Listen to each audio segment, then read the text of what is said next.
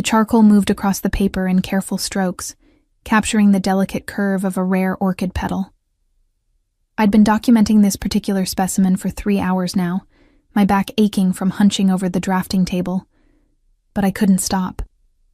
Not when the afternoon light hit the translucent white petals just right, revealing veins like rivers on a map. My phone buzzed for the 4th time. I ignored it, just as I'd ignored the previous 3 calls. I knew who it was. I knew what he wanted. And I knew that answering would shatter the fragile peace I'd built in this small studio apartment that smelled of paper and pressed flowers. The buzzing stopped. Started again immediately.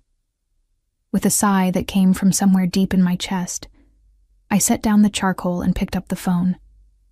"Papa." "Milena." My father's voice was thin, stretched tight with fear. "You need to come home. Now." My fingers tightened around the phone. "What happened? Just come, please." The line went dead. I stared at my half-finished illustration, at the orchid that would wilt before morning, at the careful notes in the margins about pigmentation and light refraction. My entire world existed in these details, in the quiet documentation of beauty that most people overlooked. 20 minutes later, I stood in my childhood home, a modest house in the suburbs that my mother had filled with potted plants before cancer took her 5 years ago. My father sat at the kitchen table, his head in his hands, and across from him sat a man I'd never seen before. The stranger wore an expensive suit that didn't quite conceal the gun holstered beneath his jacket. His face was hard, weathered, the kind that had seen things I could only imagine from the safety of my botanical gardens. "Milena." My father looked up, and I barely recognized him. He'd aged a decade since I'd seen him 3 weeks ago. "This is Alexei. He works for Marko Petrovich," the man finished. His accent was thick, Eastern European. "You know this name, yes?" I did. Everyone in the city knew that name, even those of us who lived in the quiet corners, cataloging flowers. Marko Petrovich owned the docks, the construction companies, the politicians. He owned fear itself. "What does he want with us?" I asked, though dread was already settling into my bones. My father's voice broke. "I owed money. For your mother's treatments. For the house. I thought I could pay it back, but the interest..." "How much?" 300,000. The number hung in the air like a guillotine blade. I earned 35,000 a year documenting plants for the Botanical Society. My father's pension was modest. We'd never see that kind of money. "Mr. Petrovich has made an offer," Alexei said, his tone businesslike.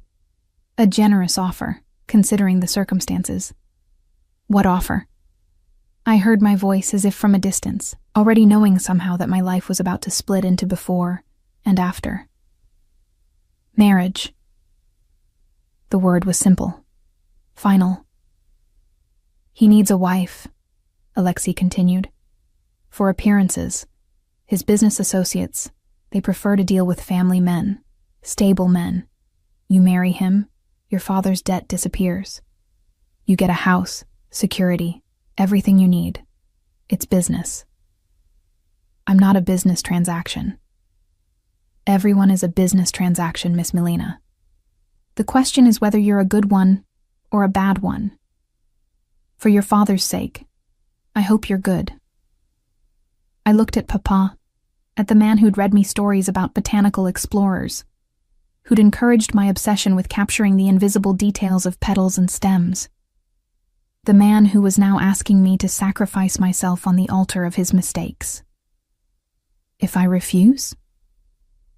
Alexei's smile didn't reach his eyes. "Then we collect what we're owed in other ways. Your father is old, but his organs still have value on certain markets, and you..." His gaze traveled over me in a way that made my skin crawl. "Young women always have value." "Milena, please." My father's voice cracked. "I'm so sorry. I never meant..." "Don't." I cut him off, my voice steadier than I felt. When does he want an answer? Now. Of course. Men like Marko Petrovich didn't wait. They took.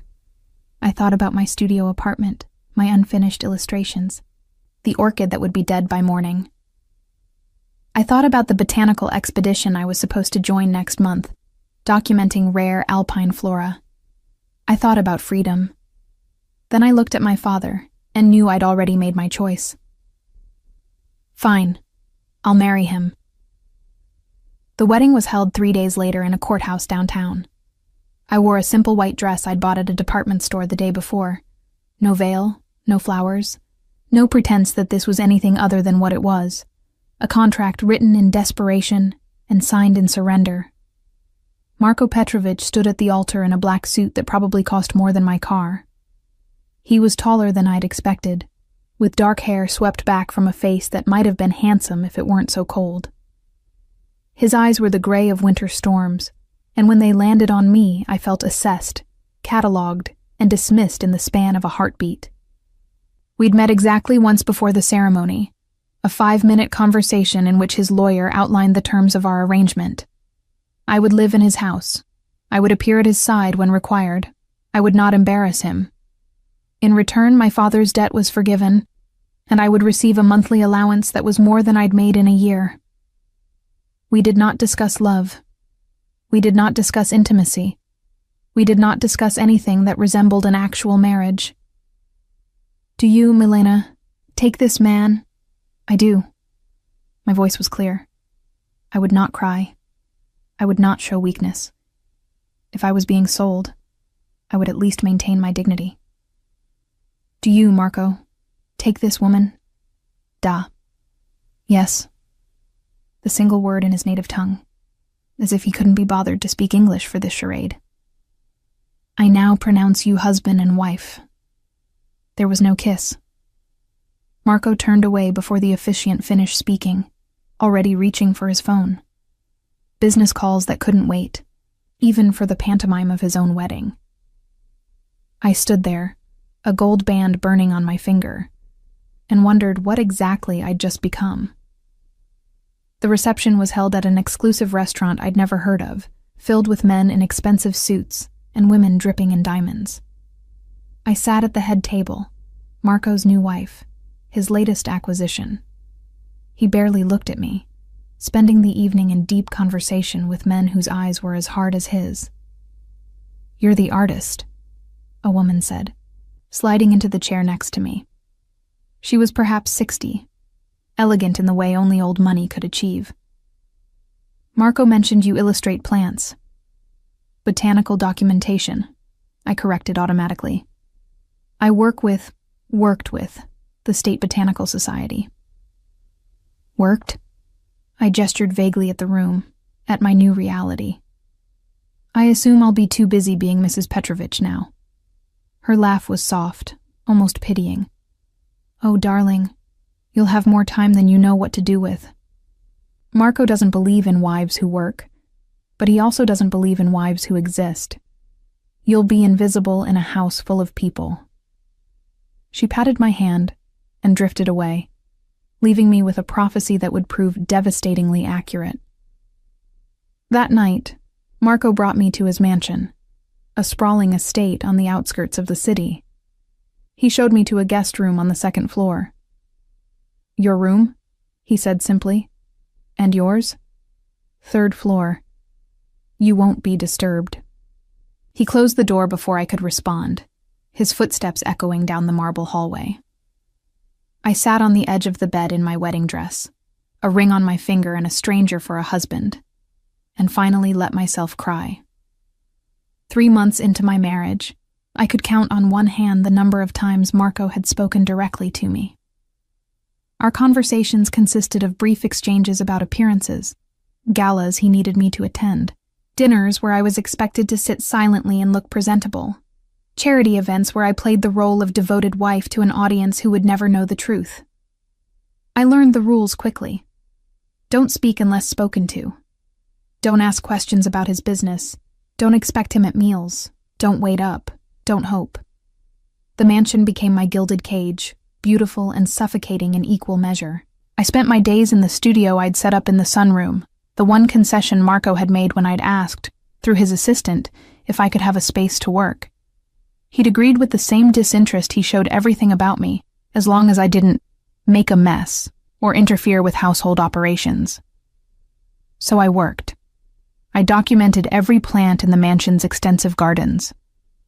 I corresponded with colleagues from the Botanical Society who pitied me in polite, professional emails. I lost myself in the minute details of leaf veins and petal structures, in the peaceful silence of charcoal on paper. The household staff treated me with careful courtesy that barely masked their confusion. They'd worked for Marco for years, had seen him operate with ruthless efficiency in every aspect of his life. And now he had a wife he ignored so completely, she might as well have been a piece of furniture. "Mrs. Petrovich," Maria, the housekeeper, would say gently, "Would you like dinner in the dining room tonight?" "No, thank you. I'll eat in my studio." Because eating alone in a room designed for 12 was too stark a reminder of exactly how alone I was. At night, I would hear Marco return from wherever his business took him.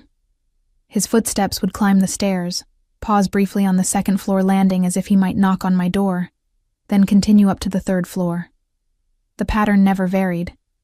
We were strangers living in the same house, bound by a contract neither of us had wanted. The galas were the worst. Marco would appear at my door 15 minutes before we were due to leave, his expression unreadable as he assessed whatever dress I'd chosen. "That will do," he'd say, as if I were a servant who'd completed a task adequately. At the events, he would place his hand at the small of my back, the only time he touched me, guiding me through crowds of powerful men and beautiful women. He would introduce me with the same dispassionate tone he used for everything. "My wife, Milena." I learned to smile through those introductions, to make small talk with wives who had real marriages, to pretend I belonged in their world of luxury and lies. "Your husband is very devoted to you," one woman said at a charity auction, watching Marco cross the room toward us. "The way he looks at you." I wanted to laugh. He wasn't looking at me. He was looking through me, checking that his newest acquisition was performing adequately. "We're very happy," I lied, the words tasting like ash. One night, 6 months into our arrangement, I made the mistake of asking him a direct question. We'd returned from a gala where I'd overheard fragments of conversation. Something about a shipment, a competitor, veiled threats wrapped in business language. "Marco," I said as he walked toward the stairs, "can I ask you something?" He paused, his back to me. "What?" Not a question. A wall. "The man tonight. Stanislav. He seemed angry with you. That's not your concern." "I'm just trying to understand." He turned then, and the coldness in his eyes made me step back. "Understand what exactly?" "Your role is simple, Milena. Look presentable. Don't embarrass me. Everything else is none of your business. I'm your wife. You're a solution to a problem." His voice was flat, factual. "Your father owed money. I needed a wife for appearance's sake. We made a transaction. Don't confuse that with what actual marriages are." The words hit like physical blows, stripping away whatever foolish hope I'd been harboring that eventually, maybe, we could find something resembling companionship in this arrangement. "I see," I managed. "Good. Now go to bed. We have the Volkov reception tomorrow night." He climbed the stairs without looking back. I returned to my room and didn't cry. I'd learned not to waste tears on a man incapable of seeing them. The seasons changed. Summer gave way to fall to winter. The garden I'd been documenting withered and slept. I filled sketchbook after sketchbook with dried specimens, with memories of growth captured in graphite and ink. My father called weakly, his voice thick with guilt I refused to absolve. "Are you happy?" he'd ask. "I'm fine," I'd lie. Because what good would the truth do? The debt was paid. Papa was safe. That had been the point of all this. On our 1-year anniversary, Marco didn't acknowledge it. I spent the day in my studio, drawing the frost patterns on the window panes, finding beauty in the cold. That night, there was an incident. I never learned the details, only heard the shouting from the first floor, the sound of breaking glass, Marco's voice sharp with rage in a language I didn't understand. Later, much later, I heard his footsteps on the stairs. But instead of continuing to the third floor, they stopped outside my door. The knock was soft, almost hesitant. I opened the door to find him standing there, his suit jacket gone, his shirt partially unbuttoned. There was a cut above his eyebrow, already swelling, and his eyes were unfocused in a way I'd never seen. Marco? Milena. My name on his lips, slurred slightly. He'd been drinking. Can I? He swayed slightly, caught himself against the doorframe. You're hurt. Let me. He was inside my room before I could finish the sentence, his hands suddenly on my face, tilting my chin up. His eyes roamed over my features as if seeing me for the first time. You're beautiful, he murmured in his native tongue, the words thick with alcohol and something that might have been wonder. Why didn't I see that before? Marco, you're drunk. You should. His mouth was on mine before I could finish, desperate and seeking, tasting of expensive whiskey and desperation. His hands tangled in my hair, pulling me against him with a hunger that was as terrifying as it was unexpected. I should have pushed him away, should have reminded him of the rules of our arrangement, of the careful distance we'd maintained. But I was so starved for human touch, for any acknowledgement that I existed, that I found myself responding, my hands fisting in his shirt. What followed was frantic and artless, neither of us speaking, the darkness hiding whatever emotions played across our faces. It was not tender. It was not love. It was two lonely people seeking warmth in the cold. Afterwards, he fell asleep almost immediately, his breathing deep and even. I lay awake beside him, my husband for the first time in truth, if not in spirit, and wondered what the morning would bring. Morning brought exactly what I'd feared. Nothing. I woke to an empty bed, the sheets beside me cool. Marco was gone as if the night had never happened, as if he hadn't touched me with desperate hands and whispered words in a language I didn't understand. The routine resumed with brutal normalcy. He didn't mention it, didn't acknowledge me at breakfast the few times our schedules overlapped. The careful distance he'd maintained for a year reasserted itself like ice reforming after a brief thaw. I told myself it didn't matter. Told myself I hadn't expected anything different. But somewhere deep in my chest, a small, foolish part of me had hoped that maybe, finally, something had shifted. It hadn't. 2 months passed. Then 3. The winter gave way to early spring, and I spent long hours in the gardens, sketching the first crocuses pushing through the melting snow. Life persisting despite the cold. A metaphor so obvious it hurt. It was Maria who noticed first. Mrs. Petrovich, she said gently one morning as I picked at my breakfast, my stomach roiling with nausea I'd been attributing to stress. Perhaps you should see a doctor. I'm fine, just tired. Her expression was knowing, maternal. Please, for me, let me call Dr. Chen. Dr. Chen confirmed what part of me had already known, had been avoiding acknowledging. I was pregnant. 8 weeks along. The news hit me with the force of a physical blow. A child. Marco's child. Conceived during our one night together, that desperate collision in the dark. I sat in Dr. Chen's office, her gentle voice outlining prenatal care and vitamins, and felt my carefully constructed emotional walls crack. Does your husband know you're here? She asked. No. Would you like me to call him? No, I said again, more firmly. Please, this stays between us. She nodded, her professional discretion absolute, but I saw the concern in her eyes. She knew who Marco Petrovich was. She knew what kind of marriage we had. For 2 weeks, I carried the secret like a stone. I continued my illustrations, attended the required social events, played my role. And all the while, a life grew inside me, a tiny spark of warmth in the frozen landscape of my marriage. I should have been terrified. In many ways I was. But there was something else too.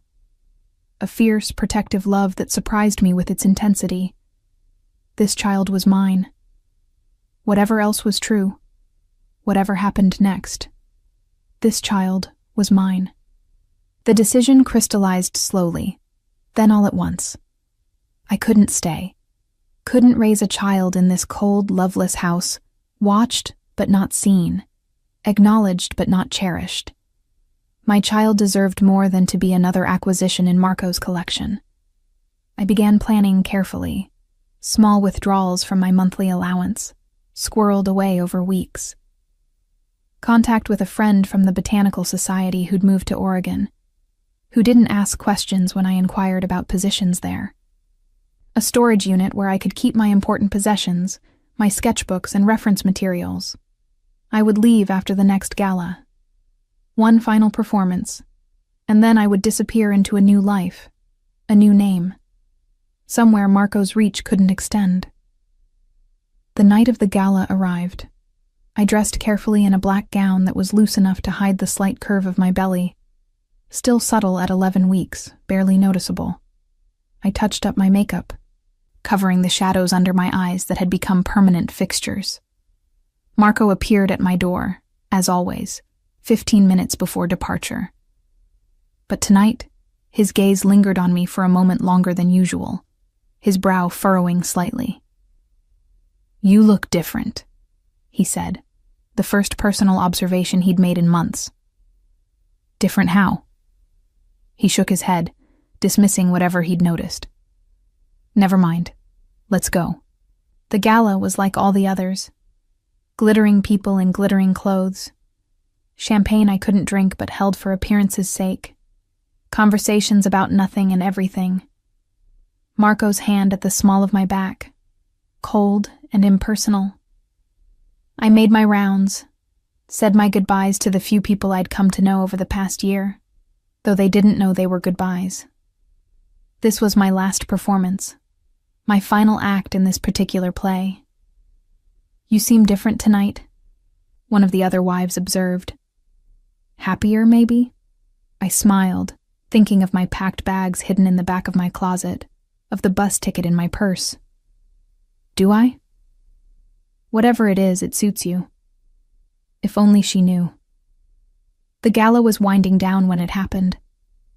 Marco was engaged in conversation with a man I didn't recognize, their voices low and intense.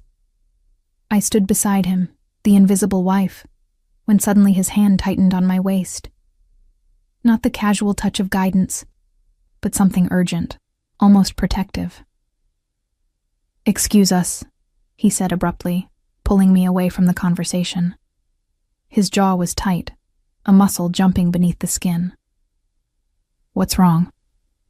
"Nothing. Time to leave." But his eyes scanned the room constantly, and his hand remained firm on my waist as he hustled me toward the exit. Alexei and 2 other security men materialized from nowhere, forming a protective formation around us. "Marco, what's happening?" "Get in the car, now." His tone brooked no argument. I slid into the back of the Bentley, my heart racing. Marco followed, Alexei in the front seat, and we pulled away from the hotel with an urgency that bordered on reckless. "Talk to me," I demanded. "What just happened?" For a long moment he said nothing.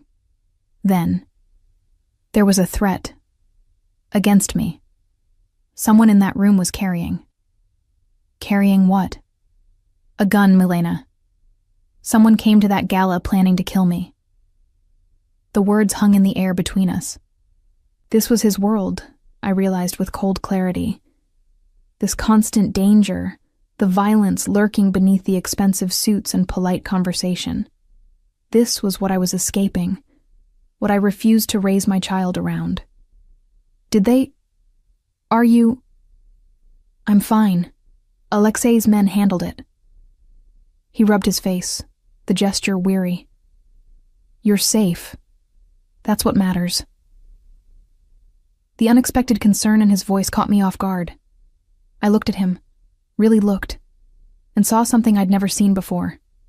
Fear, not for himself, but for me. Marco, when we get home, I want you to stay in your room. Lock the door. There may be retaliation. This is your life, I said quietly. Every day, this danger. He met my eyes, and for the first time in our marriage, I saw him truly look at me. Not through me, not past me, but at me. Yes. I can't. I started, then caught myself. I'd almost revealed my plans, almost told him I was leaving. Can't what? Nothing. I'm just tired. But something in his expression shifted, sharpened. He was a predator by nature, by training. He sensed blood in the water. The rest of the ride passed in tense silence. When we arrived at the mansion, Marco escorted me personally to my room, checking it himself before allowing me to enter. Lock the door, he repeated. I'll have men stationed in the hallway. You're being paranoid. I'm being careful. There's a difference. He paused at the threshold, his hand on the doorframe. Milena. Yes? Are you happy here? The question blindsided me. In a 1.5 years of marriage, he'd never asked about my feelings, my state of mind, anything beyond whether I was adequately performing my role. Why are you asking me that now? Because you seem... He struggled for the word. Different. Like you've made a decision about something. My heart hammered. Could he sense my plans? I'm fine. He studied me for a long moment, and I fought to keep my expression neutral. Finally, he nodded. Lock the door. He left, and I did as instructed, my hands shaking. Had I been that obvious? Did he suspect? I looked at my closet, at the packed bags hidden behind winter coats, at the bus ticket in my purse. Tomorrow. I would leave tomorrow before he figured it out. I lay down fully clothed on top of the covers, too wired to sleep, planning out my escape route in meticulous detail. I never heard him come back. The first I knew of his presence was his weight settling onto the bed beside me, his hand gentle on my shoulder. I startled awake, my hand instinctively moving to protect my still flat stomach. Shh, he murmured.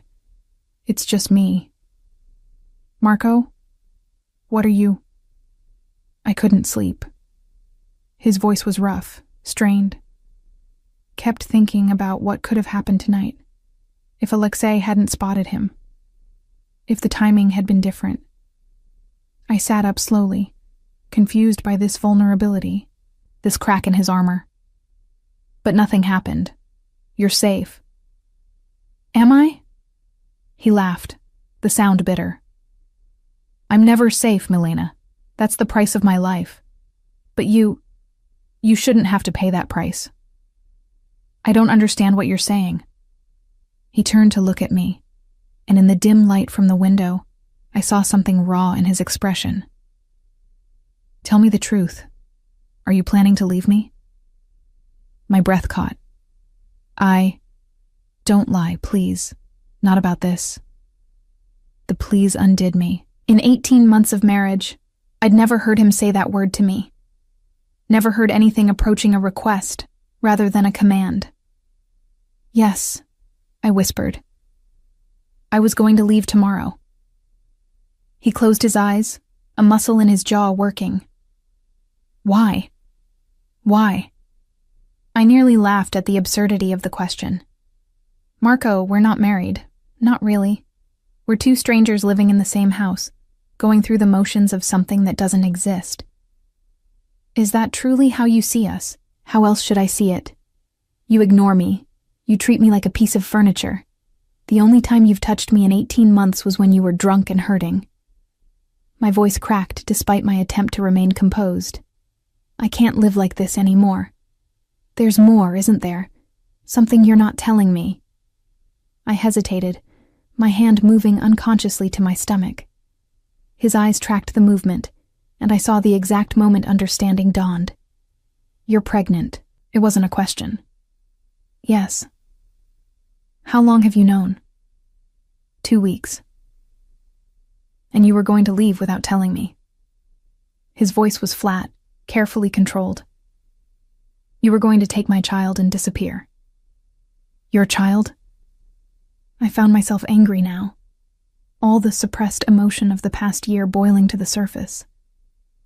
When have you ever cared about me enough to call this child yours? When have you ever seen me as anything more than an obligation? I see you. No, you don't. You look through me. I see you! His shout startled us both. He stood abruptly, pacing to the window, his shoulders rigid with tension. Do you have any idea how hard I've worked not to see you? What does that even mean? It means... He turned back to me, and the look in his eyes was anguished. It means I married you for convenience, for appearances. I wasn't supposed morning brought exactly what I'd feared. Nothing. I woke to an empty bed, the sheets beside me cool. Marco was gone as if the night had never happened, as if he hadn't touched me with desperate hands and whispered words in a language I didn't understand. The routine resumed with brutal normalcy. He didn't mention it, didn't acknowledge me at breakfast the few times our schedules overlapped. The careful distance he'd maintained for a year reasserted itself like ice reforming after a brief thaw. I told myself it didn't matter. Told myself I hadn't expected anything different, but somewhere deep in my chest, a small, foolish part of me had hoped that maybe, finally, something had shifted. It hadn't. 2 months passed. Then 3. The winter gave way to early spring, and I spent long hours in the gardens, sketching the first crocuses pushing through the melting snow, life persisting despite the cold. A metaphor so obvious it hurt. It was Maria who noticed first. Mrs. Petrovich, she said gently one morning as I picked at my breakfast, my stomach roiling with nausea I'd been attributing to stress. Perhaps you should see a doctor. I'm fine, just tired. Her expression was knowing, maternal. Please, for me, let me call Dr. Chen. Dr. Chen confirmed what part of me had already known, had been avoiding acknowledging. I was pregnant. 8 weeks along. The news hit me with the force of a physical blow. A child. Marco's child. Conceived during our one night together, that desperate collision in the dark. I sat in Dr. Chen's office, her gentle voice outlining prenatal care and vitamins, and felt my carefully constructed emotional walls crack. Does your husband know you're here? She asked. No. Would you like me to call him? No, I said again, more firmly. Please, this stays between us. She nodded, her professional discretion absolute, but I saw the concern in her eyes. She knew who Marco Petrovich was. She knew what kind of marriage we had. For 2 weeks, I carried the secret like a stone. I continued my illustrations, attended the required social events, played my role. And all the while, a life grew inside me, a tiny spark of warmth in the frozen landscape of my marriage. I should have been terrified. In many ways I was. But there was something else too. A fierce, protective love that surprised me with its intensity. This child was mine. Whatever else was true, whatever happened next, this child was mine. The decision crystallized slowly, then all at once. I couldn't stay. Couldn't raise a child in this cold, loveless house, watched but not seen, acknowledged but not cherished. My child deserved more than to be another acquisition in Marco's collection. I began planning carefully. Small withdrawals from my monthly allowance, squirreled away over weeks. Contact with a friend from the Botanical Society who'd moved to Oregon, who didn't ask questions when I inquired about positions there. A storage unit where I could keep my important possessions, my sketchbooks and reference materials. I would leave after the next gala. One final performance, and then I would disappear into a new life, a new name, somewhere Marco's reach couldn't extend. The night of the gala arrived. I dressed carefully in a black gown that was loose enough to hide the slight curve of my belly, still subtle at 11 weeks, barely noticeable. I touched up my makeup, covering the shadows under my eyes that had become permanent fixtures. Marco appeared at my door, as always, 15 minutes before departure. But tonight, his gaze lingered on me for a moment longer than usual, his brow furrowing slightly. "You look different," he said, the first personal observation he'd made in months. "Different how?" He shook his head, dismissing whatever he'd noticed. "Never mind, let's go." The gala was like all the others. Glittering people in glittering clothes. Champagne I couldn't drink but held for appearance's sake. Conversations about nothing and everything. Marco's hand at the small of my back, cold and impersonal. I made my rounds, said my goodbyes to the few people I'd come to know over the past year, though they didn't know they were goodbyes. This was my last performance, my final act in this particular play. "You seem different tonight," one of the other wives observed. "Happier, maybe?" I smiled, thinking of my packed bags hidden in the back of my closet, of the bus ticket in my purse. "Do I?" "Whatever it is, it suits you." If only she knew. The gala was winding down when it happened. Marco was engaged in conversation with a man I didn't recognize, their voices low and intense. I stood beside him, the invisible wife, when suddenly his hand tightened on my waist. Not the casual touch of guidance, but something urgent, almost protective. "Excuse us," he said abruptly, pulling me away from the conversation. His jaw was tight, a muscle jumping beneath the skin. "What's wrong?" "Nothing. Time to leave."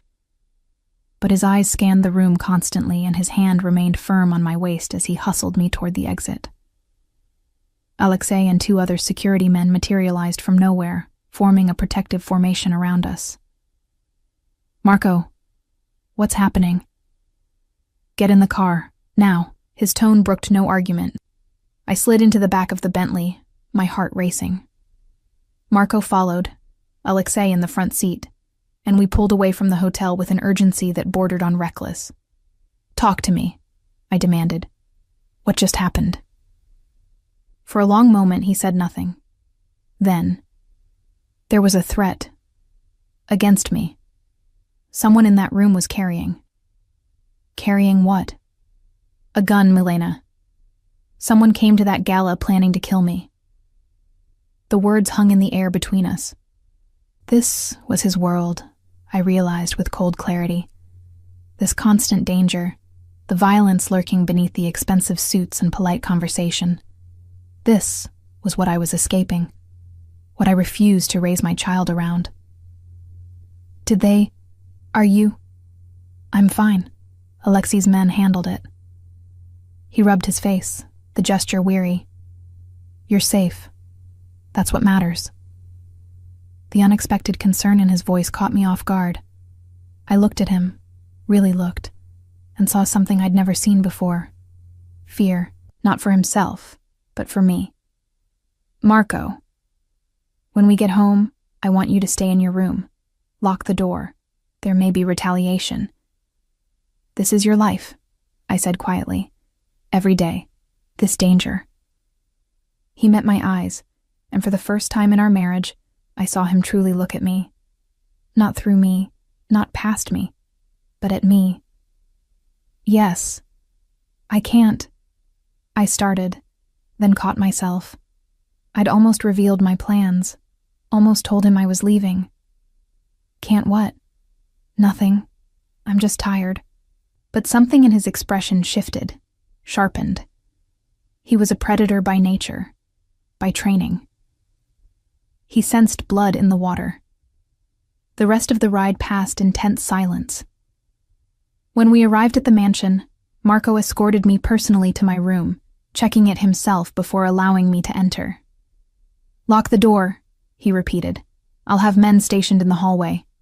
"You're being paranoid." "I'm being careful. There's a difference." He paused at the threshold, his hand on the door frame. "Milena." "Yes?" "Are you happy here?" The question blindsided me. In a 1.5 years of marriage, he'd never asked about my feelings, my state of mind, anything beyond whether I was adequately performing my role. "Why are you asking me that now?" "Because you seem," he struggled for the word, "different, like you've made a decision about something." My heart hammered. Could he sense my plans? "I'm fine." He studied me for a long moment, and I fought to keep my expression neutral. Finally, he nodded. "Lock the door." He left, and I did as instructed, my hands shaking. Had I been that obvious? Did he suspect? I looked at my closet, at the packed bags hidden behind winter coats, at the bus ticket in my purse. Tomorrow. I would leave tomorrow before he figured it out. I lay down fully clothed on top of the covers, too wired to sleep, planning out my escape route in meticulous detail.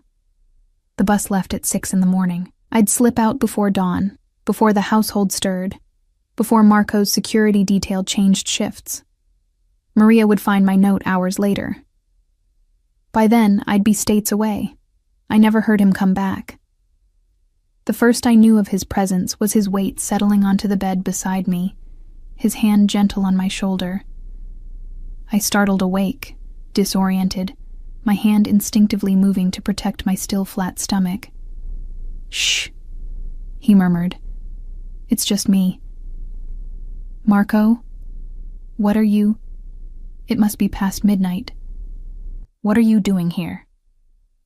I couldn't sleep. His voice was rough, strained in a way I'd never heard. Kept thinking about what could have happened tonight, if Alexei hadn't spotted him, if the timing had been different, if that bullet had found its mark. I sat up slowly, confused by this vulnerability, this crack in his impenetrable armor. But nothing happened. "You're safe. We're both safe." "Am I?" He laughed, the sound bitter and hollow in the darkness. "I'm never safe, Milena. That's the price of my life, the cost of the choices I made long before I met you. But you shouldn't have to pay that price. You never should have been dragged into this world." "I don't understand what you're saying." He turned to look at me, and in the dim light filtering through the curtains, I saw something raw and unguarded in his expression, something that looked almost like anguish. "Tell me the truth. Are you planning to leave me?" My breath caught in my throat. The packed bags, the bus ticket, the carefully laid plans. He knew. Somehow, he knew. Don't lie. Please. Not about this." The please broke something in me. In 18 months of marriage, I'd never heard that word cross his lips. Never heard anything approaching a request, rather than a command. "Yes," I whispered, the admission escaping before I could stop it. "I was going to leave tomorrow morning." He closed his eyes, as if absorbing a physical blow, a muscle in his jaw working. When he opened them again, the pain there was palpable. "Why? Why?" I nearly laughed at the absurdity of the question. "Marco, we're not married. Not really. We're two strangers living in the same house, going through the motions of something that doesn't exist, and never did. Is that truly how you see us? How else should I see it? You ignore me. You treat me like a piece of furniture, like something decorative but ultimately meaningless.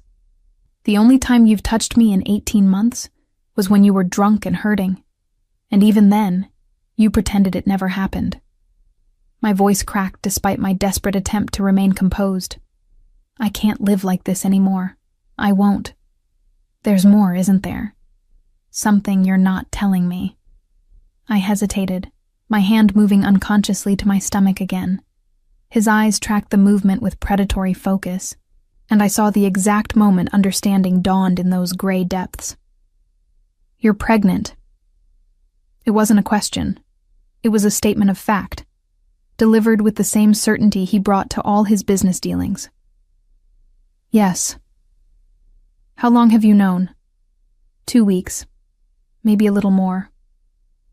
And you were going to leave without telling me. His voice was flat, carefully controlled in that dangerous way that meant his emotions were anything but. You were going to take my child and disappear into whatever new life you'd planned. Your child? I found myself angry now, all the suppressed emotion of the past year and a half boiling to the surface like a geyser. When have you ever cared about me enough to call this child yours? When have you ever seen me as anything more than an obligation, a checkbox on your list of requirements for appearing legitimate? I see you. No, you don't. You look through me like I'm glass, like I'm nothing. I see you! His shout startled us both, echoing off the walls of my carefully decorated prison. He stood abruptly, pacing to the window like a caged animal, his shoulders rigid with a tension that spoke of barely controlled fury. Or maybe desperation. Do you have any idea how hard I've worked not to see you? How much energy it's taken to pretend you don't exist? What does that even mean? It means... He turned back to me, and the look in his eyes was anguished, stripped of every defense he'd erected. It means I married you for convenience, for appearances, for practical reasons that had nothing to do with wanting a wife. I wasn't supposed to care. I wasn't supposed to feel anything. And do you? My voice was barely a whisper. Feel anything? His laugh was broken, defeated. That's the problem, Milena. I feel everything. The confession hung in the air between us, fragile and dangerous as spun glass. What are you saying? I asked, my voice trembling despite my attempt at composure. Marco ran both hands through his hair, a gesture of frustration I'd never seen from him. The carefully controlled facade he showed the world was crumbling, and beneath it was a man I didn't recognize. I'm saying that ignoring you was self-preservation, that keeping you at arm's length was the only way I could maintain the distance this arrangement required. He moved closer, his gaze intense. But it hasn't worked. Not for months. Maybe not ever. You have a strange way of showing interest in someone. Complete emotional absence isn't typically how. I know. He cut me off, his voice rough. I know how it looks, how it's been. But every time I saw you in that sunroom with your sketches, every time you smiled at Maria or laughed at something you were reading, every time you played your role perfectly at those god-awful galas. He broke off, struggling for words. You were never supposed to be real to me, but I am real. Yes. The word was quiet, heavy with meaning. And now you're carrying my child and planning to disappear, and I realize that losing you both might actually destroy me. I pressed my hand against my stomach, feeling the weight of his words settle over me. You don't even know me, Marco. Not really. I know you hate mornings, but force yourself up early to catch the best light for your work. I know you take your tea with honey because sugar reminds you of your mother's funeral, when people brought too many sweet things. I know you're terrified of thunderstorms, but you'll stand at the window during them anyway, like you're daring your fear to win. His voice softened. I know you deserve so much better than what I've given you. The casual recitation of details I'd never realized he'd noticed left me breathless. You paid attention.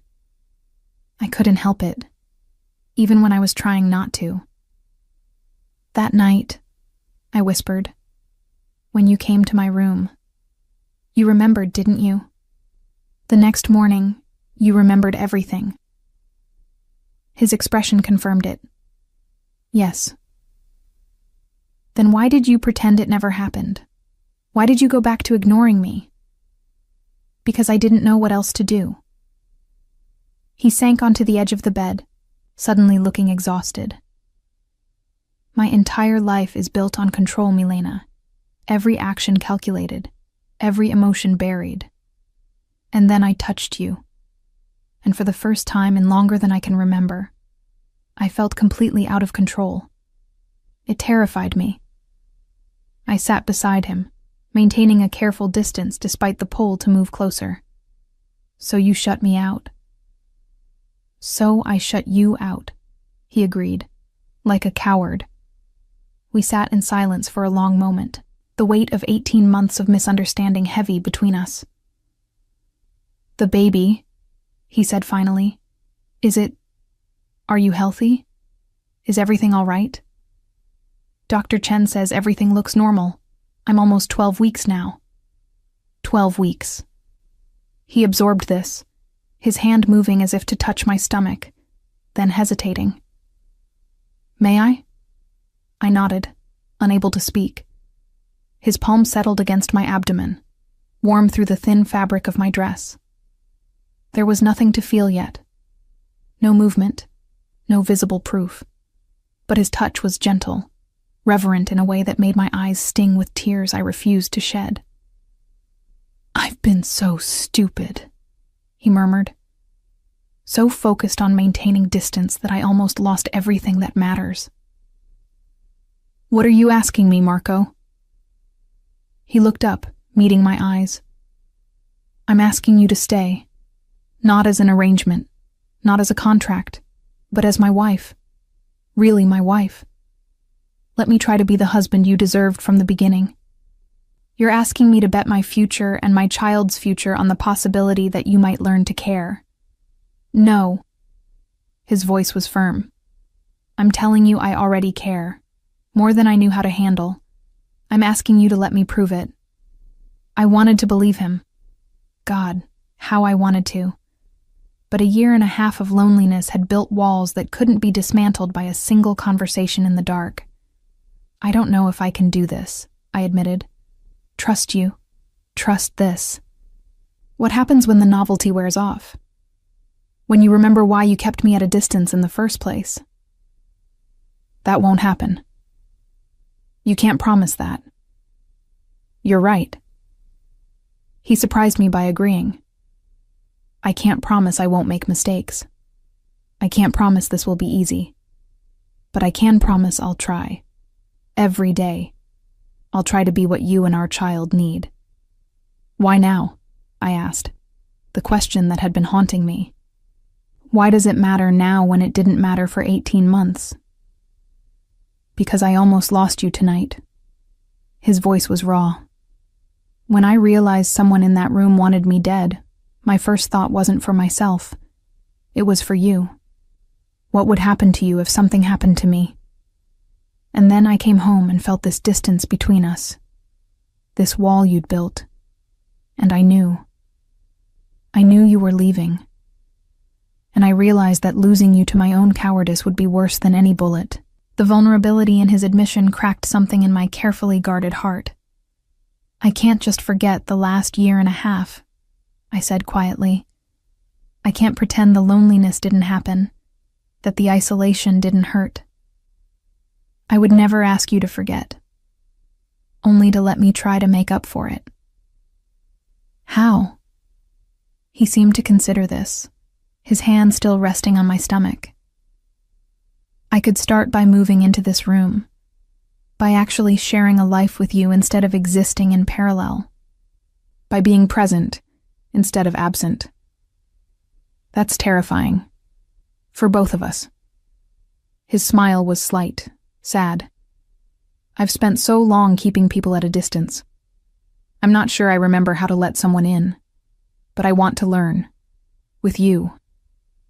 I looked at this man who had been a stranger, then an obligation, now revealing himself as something infinitely more complex, flawed and damaged, and desperately trying to reach across the chasm he'd created. I was going to leave on the 6 a.m. bus, I told him. I have a friend in Oregon who said I could stay with her. She has a small botanical illustration business. I was going to help her, raise the baby somewhere quiet and safe. Oregon. He absorbed this. You had it all planned. I had to. I couldn't stay in this frozen marriage anymore. Not with a child coming. Not when I needed warmth and couldn't find any here. And now? I took a deep breath, weighing options that all felt impossible. Trust him and risk being hurt again. Leave and always wonder what might have been. Stay in this liminal space between hope and despair. Now, I said slowly, I need to see proof, not words. Actions, consistency. How long? I don't know. As long as it takes. If you slip back into old patterns, if you retreat behind your walls again, I'm gone. And I won't come back. He nodded, accepting the terms without argument. That's fair. And I want my own space still. You don't just move in and take over. We build this slowly. You earn your way back in. Understood. And honesty. Complete honesty. About your business, about the dangers, about everything. I won't raise a child in a house full of secrets. This one made him hesitate. His business was built on secrets, on information carefully controlled and selectively shared. But finally, he nodded again. As much as I can without putting you in danger. I'll try. Then we'll try, I said, the words feeling both like a victory and a surrender. But Marco, I mean it. One step backward, one return to the way things were, and I'm gone. The bus to Oregon won't wait forever. I understand. He stood slowly, reluctance clear in every movement. I should let you sleep. We can talk more in the morning. Figure out what this looks like day to day. He was at the door when I called his name. Marco? Yes? The baby? I hesitated, then pushed forward. It's a girl. We're having a daughter. The expression that crossed his face was complex. Joy, terror, wonder, all mixed together. A daughter. I found out today. Was going to tell you, eventually. When I was safe somewhere you couldn't find us. He returned to the bed, sat down beside me again. May I? He gestured to my stomach, and when I nodded, his hand returned to rest there, but this time with a new tenderness. A daughter, he repeated, something like awe in his voice. I have a daughter. I corrected gently. We have a daughter. We have a daughter. He looked at me, and for the first time since our wedding, I saw genuine emotion in his eyes. Milena, I swear to you, I will spend every day proving I can be the father she deserves, the husband you deserve. Then start tomorrow, I said softly. Start by actually being present. He nodded, stood, moved toward the door, but this time when he reached the threshold, he turned back. Thank you. For what? For not getting on that bus, for giving me a chance I probably don't deserve. After he left, I lay back on the bed, my hand resting where his had been, feeling the flutter of tiny life beneath. A daughter, our daughter, and a husband who was finally, maybe becoming more than a name on a contract. The next morning would tell me if his promises held weight, or if they were just more words spoken in the dark.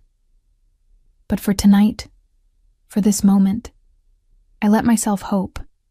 It was a dangerous thing, hope. But I was learning that sometimes the most dangerous things were also the most necessary. Outside, the spring rain began to fall, washing away the last remnants of winter. Inside, something new was beginning, fragile and uncertain, but alive. And for the first time in 18 months, I allowed myself to believe that maybe, just maybe, we could build something real from the ruins of our arrangement. Morning came with unexpected gentleness. Sunlight filtered through my curtains, and for the first time in months, I woke without the crushing weight of dread. The bus ticket sat on my nightstand, untorn. A choice made, for better or worse. I found Marco in the kitchen, not a place I'd ever seen him before. He was attempting to make coffee, his movements uncertain as he measured grounds, his suit jacket draped over a chair, his shirt sleeves rolled up. "You're up early," I said from the doorway. He looked up, something vulnerable flashing across his face before he controlled it. "I wanted to be here, when you woke up, to prove I meant what I said." "It's coffee, Marco, not a grand gesture. It's a start." He poured 2 cups, remembered at the last second that I couldn't have caffeine, and sheepishly poured the second cup down the sink. "Tea? I can make my own tea." "I know you can. I'm asking if I can make it for you." The distinction mattered. I nodded, settling at the kitchen island, while he fumbled through cabinets looking for tea bags, for honey, for the right mug. It should have been simple. Instead, it was revelatory. Watching this powerful man who commanded an empire struggle with the domestic minutiae of making his wife tea. "You've never made tea before," I observed. "No. Maria always—" He caught himself. "I never bothered to learn. I'm realizing there are a lot of things I never bothered with." He set the mug in front of me, the water slightly too hot, the honey not quite dissolved. It was imperfect. It was also the most thoughtful thing he'd done in our entire marriage. "Thank you," I said softly. We sat in uncomfortable silence, 2 people trying to figure out how to exist in the same space without the carefully maintained distance we'd relied on for so long. "I've been thinking," Marco said finally, "about what you said, about honesty, about letting you into parts of my life I've kept separate. And I want to show you something. Today, if you're willing." "Show me what?" "My work, the legitimate parts. I want you to understand what I do beyond the rumors and whispers."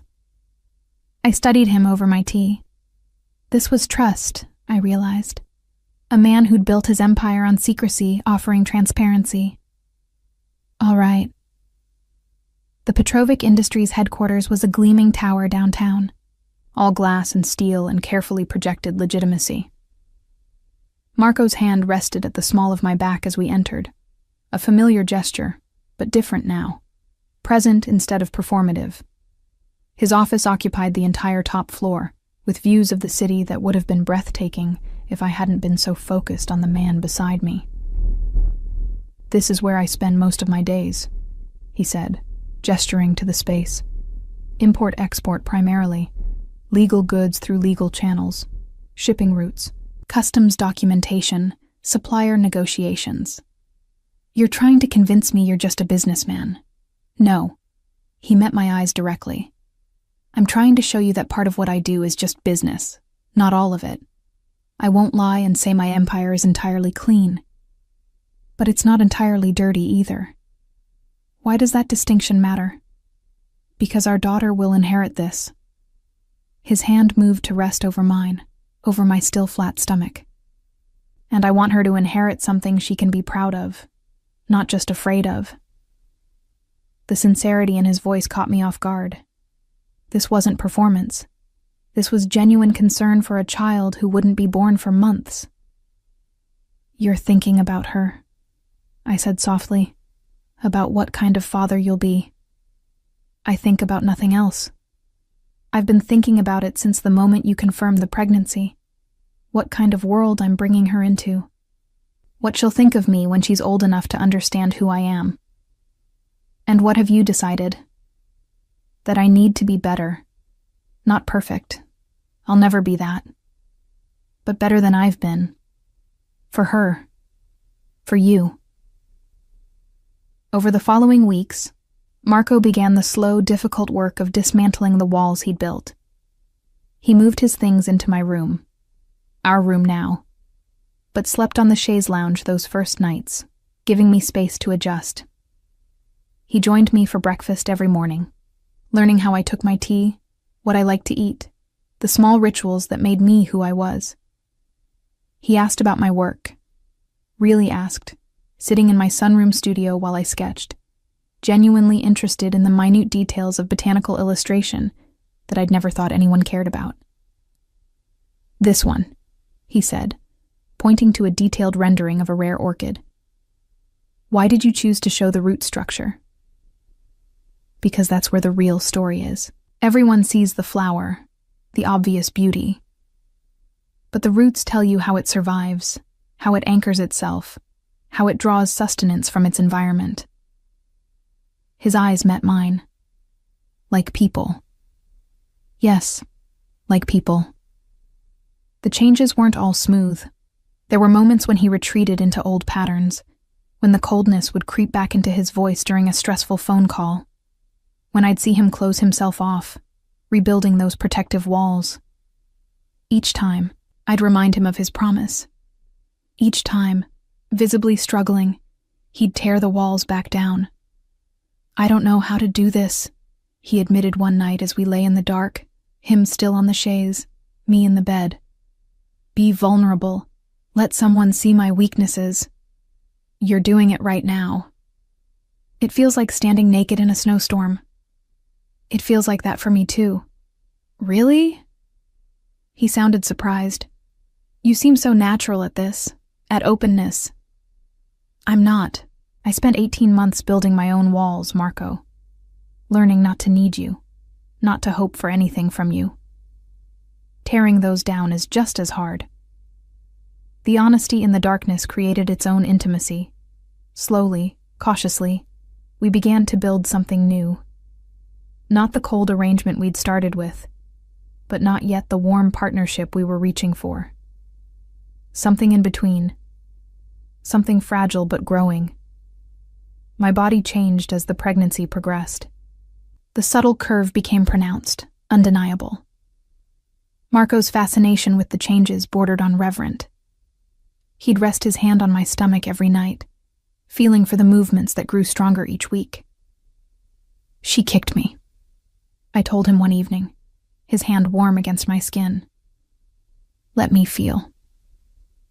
We waited together in the quiet, and when the flutter came, his face transformed with wonder. That's our daughter. That's our daughter, I confirmed. He leaned down, pressed his forehead against my stomach. Hello, little one, he murmured. I'm your father.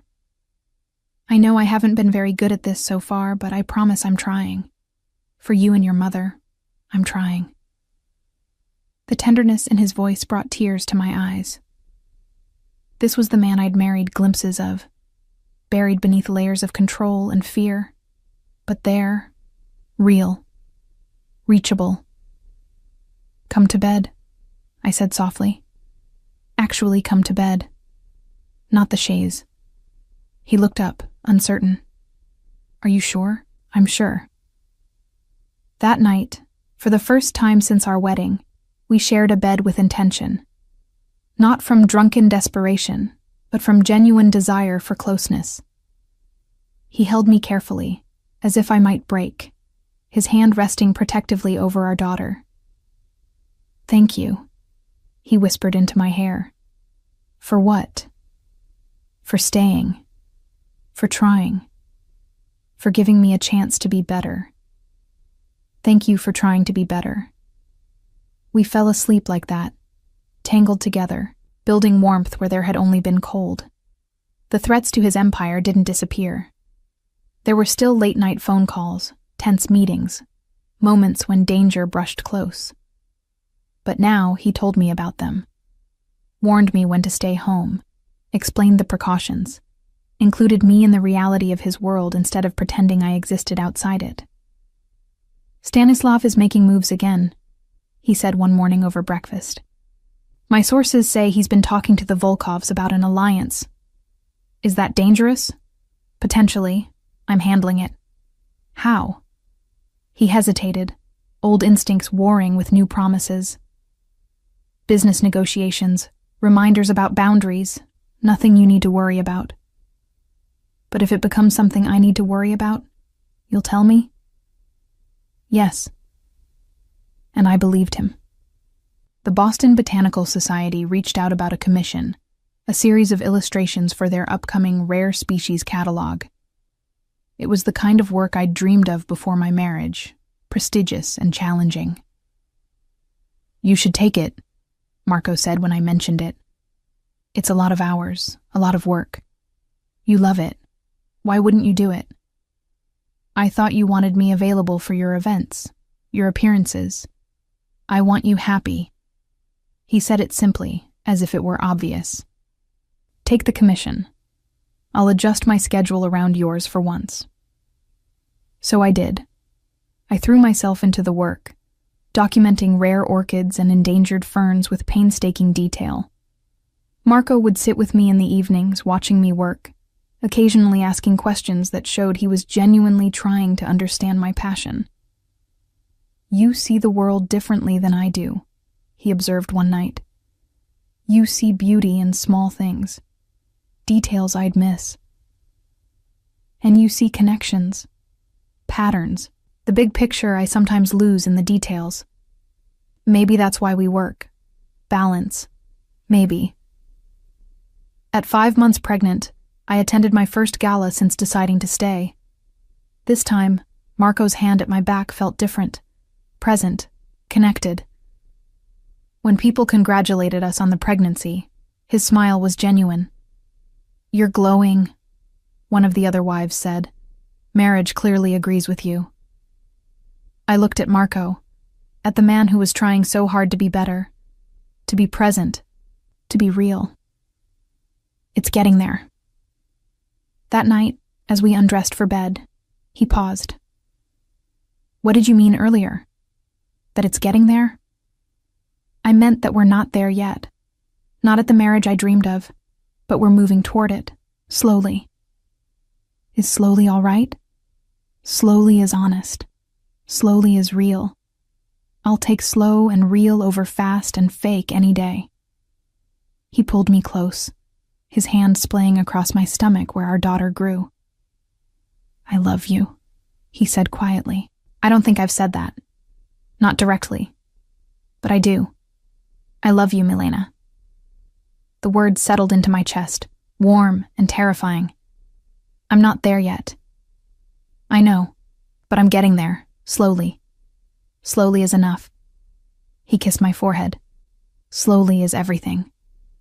The contractions started at 3 a.m, pulling me from sleep with breath-stealing intensity. Beside me, Marco woke immediately, his hand finding mine in the darkness. "Is it time?" "I think so." He was out of bed instantly, moving with focused efficiency, grabbing the bag we'd packed weeks ago, calling Dr. Chen, alerting the driver. But his hand never left mine, except when absolutely necessary, anchoring me through each wave of pain. The birth was long and difficult. 18 hours of labor that tested every reserve of strength I possessed. Marco never left, never wavered, his presence a constant even when I screamed at him, blamed him, told him I hated him for doing this to me. "I know," he said calmly, letting me squeeze his hand until I felt bones grind. "I know, Lubavi. I'm here. I'm not going anywhere." When our daughter finally entered the world with a furious cry, when Dr. Chen placed that tiny, perfect being on my chest, I watched Marco's face transform completely. The cold, controlled man I'd married was gone, replaced by someone vulnerable and awed and completely undone. "She's perfect," he whispered, tears streaming unashamedly down his face. "Milena, she's perfect. Do you want to hold her?" His hands trembled as he accepted our daughter, cradling her with exquisite gentleness. "Hello, Teodora," he murmured. "I'm your father. I've been waiting so long to meet you." Teodora. We'd chosen the name together weeks ago, lying in bed and testing options until we found one that felt right. Gift of God, it meant.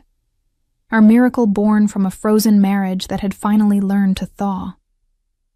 The first weeks were a blur of sleepless nights and feeding schedules, and the overwhelming responsibility of keeping a tiny human alive. Marco threw himself into fatherhood with the same intensity he brought to his business empire, changing diapers and warming bottles and walking the floors at 2 a.m. when Teodora wouldn't settle. "You're a natural," I observed one night, watching him rock our daughter. I'm terrified, he admitted, every moment. That I'll break her or fail her, or become the cold, distant father I swore I wouldn't be. You won't. You're here. That's what matters. Promise me something, Milena. What?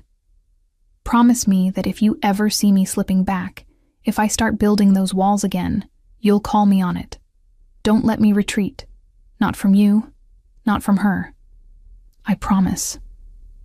At Theodora's 6-week checkup, Dr. Chen pulled me aside. How are you doing, really? Exhausted, sore, overwhelmed. And your husband? I smiled, thinking of Marco singing lullabies in Serbian at 3 a.m, of the way he looked at our daughter like she'd hung the moon. He's amazing, involved and present and nothing like I expected. That's good. Some men struggle with the transition, but he seems genuinely committed. He is. He's trying so hard. Sometimes I see him catch himself retreating into old patterns, and then he'll stop, take a breath, and choose differently. Choose us. The first real test came when Theodora was 2 months old. A business deal gone wrong, a territory dispute that escalated into threats. Marco came home tense and distant, retreating into his office and closing the door. I found him there at midnight, staring at his laptop, his jaw tight. Talk to me.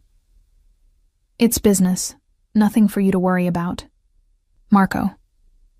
I crossed to him, placed my hand on his shoulder.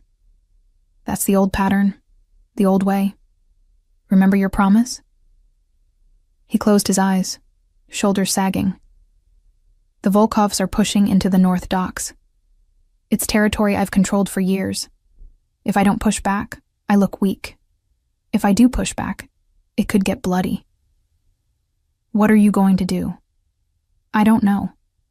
Every option feels like a failure of one kind or another. Then talk it through. Let me help you think. We stayed up until dawn, working through the problem together. I didn't have his knowledge of the criminal underworld, but I had perspective he lacked.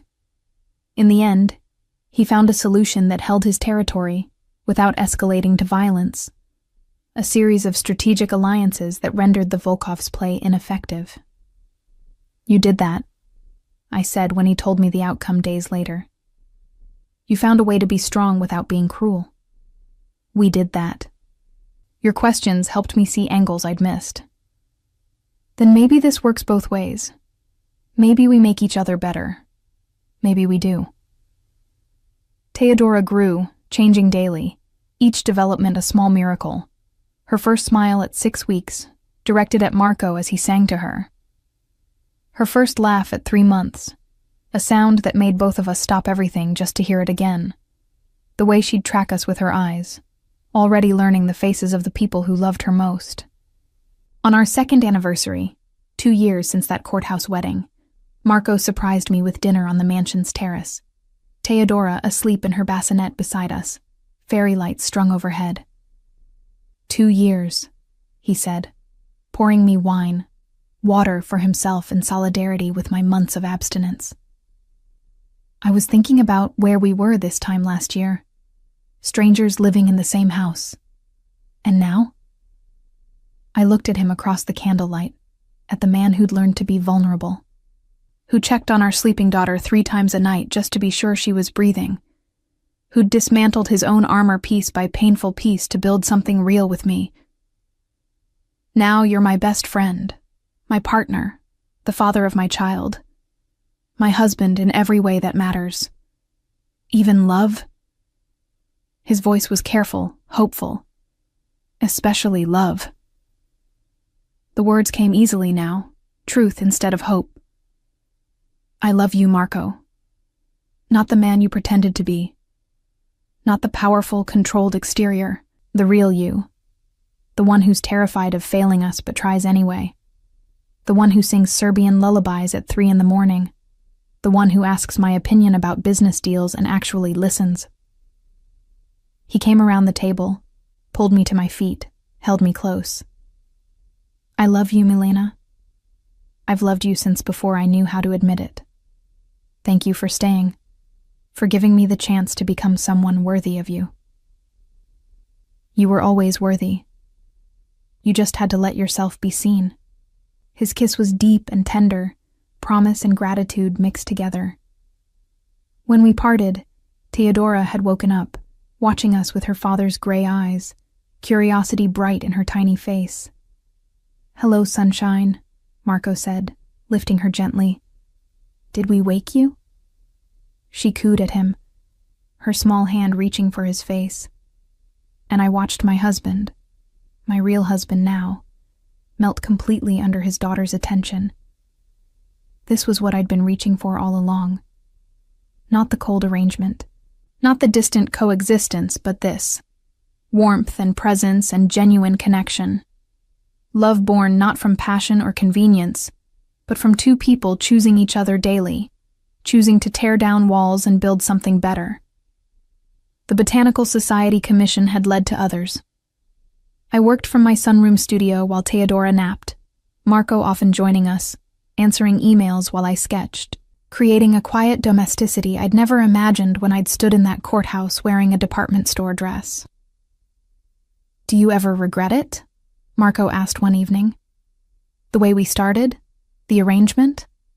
I considered the question carefully. "I regret the pain, the loneliness of that first year. But I don't regret where we ended up. Sometimes the hardest paths lead to the best destinations." That's very philosophical for someone covered in spit up. I looked down at my shoulder where Theodora had just deposited her evening feeding. Parenthood and philosophy go hand in hand. Both involve accepting that you control nothing and everything simultaneously. Spoken like a true botanical illustrator. What does that mean? It means you see the whole ecosystem, not just the individual parts, but how they all connect and depend on each other. That's what we are now, an ecosystem. You, me, Theodora. All connected, all dependent on each other, all necessary for the system to thrive. When did you get so poetic? When I fell in love with an artist. It's contagious. 3 years into our marriage, with Theodora taking her first steps between us, shrieking with delight each time she made it across the living room, I finally understood what I'd been missing that first year. Marriage wasn't a contract or an arrangement, or a convenient solution to a problem. Marriage was two people choosing each other repeatedly, even when it was hard. Especially when it was hard. It was vulnerability and trust built slowly over time. It was learning someone's tea preferences and middle-of-the-night fears. It was watching them become a parent and discovering new depths you'd never imagined. It was Marco, once cold and distant, now lying on the floor making ridiculous faces to make our daughter laugh. It was me, once planning escape routes, now planning our future together. It was both of us, learning daily how to be better than we were, for each other, and for the tiny person who'd given us both a reason to try. Mama. Theodora's first clear word, arms outstretched, toddling toward me. I scooped her up, breathing in her perfect baby smell, and caught Marco's eyes across the room. The love there was clear, uncomplicated, everything we'd fought to build. "I'm glad I stayed," I told him later, after Theodora was asleep, wrapped in his arms in our bed. "I'm glad I gave you a reason to. You gave me several. Theodora, yourself, when you finally let me see you. This life we're building. It's not perfect, no, but it's ours, and it's real, and it's enough. More than enough," he agreed, his hand finding mine, our fingers interlacing with the easy familiarity of long practice. More than I ever deserved, but everything I ever needed. Outside our window, spring rain began to fall, washing away the last traces of winter's ice. Inside, wrapped in warmth we'd created together, we slept soundly. A family born from cold, but flourishing in the warmth we'd learned to generate ourselves. The arrangement had become a marriage. The marriage had become love. and love had become everything.